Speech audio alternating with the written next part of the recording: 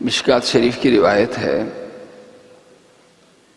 حضرت ابو ہریرہ رضی اللہ عنہ روایت کرتے ہیں کہ مدینے کے بازار میں ایک یہودی مسلمانوں کے سامنے کھڑا ہوا اور زور زور سے کہنے لگا، میں اللہ کی قسم کھا کے کہتا ہوں، میں اس پیغمبر کا پیروکار ہوں، یعنی موسیٰ سلام علیہ کا، جسے اللہ نے تمام جہانوں پر اور تمام انبیاء پر فضیلت دی ہے۔ اس بیان کرنے سے اس کا مقصد جناب رسول کریم صلی اللہ علیہ وسلم کی نفی کرنا تھا۔ اب مسلمانوں کے سامنے کھڑے ہو کے یہ کہنے کا کیا مطلب تھا؟ ایک مسلمان صحابی جوش میں آئے اور انہوں نے کھڑے ہو کے اس کے مقابلے میں کہہ دیا کہ ہمارے نبی سب سے افضل، ہمارے نبی جیسا کوئی نہیں۔ اس پہ تو میں ہو گئی، الفاظ استبا کے الفاظ، ایک دوسرے کو برا بھلا کہنا شروع کیا۔ صحابی کو آیا غصہ اور وہیں بازار میں اس یہودی کی پٹائی کر دی۔ وہ یہودی شکایت لے کر کچھ اور یہودیوں کے ساتھ جناب رسول کریم صلی اللہ علیہ وسلم کی خدمت میں حاضر ہوا اور پورا واقعہ بیان کیا۔ جناب رسول کریم صلی اللہ علیہ وسلم نے حضرات صحابہ کرام رضوان اللہ علیہم اجمعین کو مخاطب کر کے ارشاد فرمایا، لا تخیرونی علی موسیٰ، اور دوسری روایت میں ہے لا تفضلونی علی الانبیاء، لا تخیرونی علی موسیٰ، مجھے موسیٰ سے سلام علیہ سے بہتر مت کہا کرو۔ تو خیرونی خیر سے، کہ میں ان سے خیر ہوں، زیادہ اچھا ہوں، یہ ایسا مت کہا کرو۔ اور دوسری روایت کے الفاظ ہیں کہ انبیاء سے افضل مجھے مت بتایا کرو، انبیاء سے افضل مجھے مت بتایا کرو۔ حالانکہ اللہ کے رسول صلی اللہ علیہ وسلم خیر الرسل ہیں، افضل الانبیاء ہیں،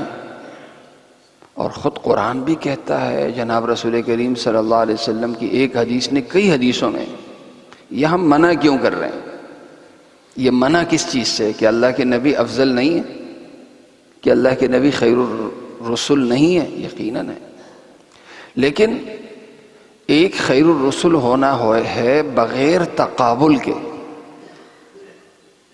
تقابل کہ آپ ایک کو تو لے جا رہے ہیں سب سے افضل، لیکن سب سے افضل کے مقابلے میں جب دوسرے کی توہین ہو،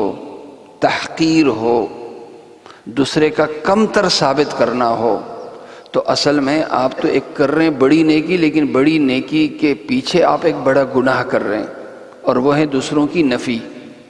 دوسروں کی توہین، دوسروں کی تحقیر۔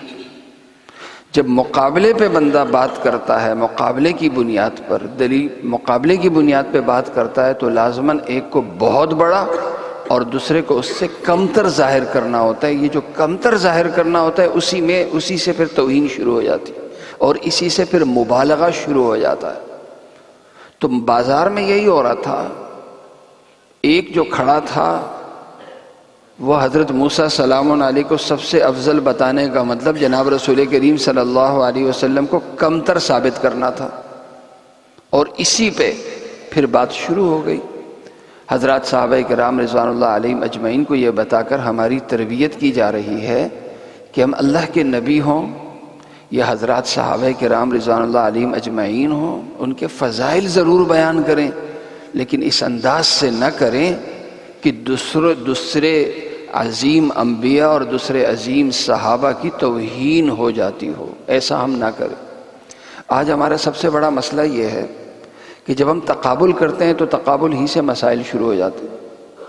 جب بیٹھتے ہیں کہ جی حضرت علی رضی اللہ عنہ سب سے افضل یا حضرت ابوبکر صدیق رضی اللہ عنہ سب سے افضل، اب حضرت ابوبکر صدیق رضی اللہ عنہ سب سے افضل اس فضیلت کا بیان اس انداز سے ہوتا ہے کہ حضرت علی رضی اللہ عنہ کی اس سے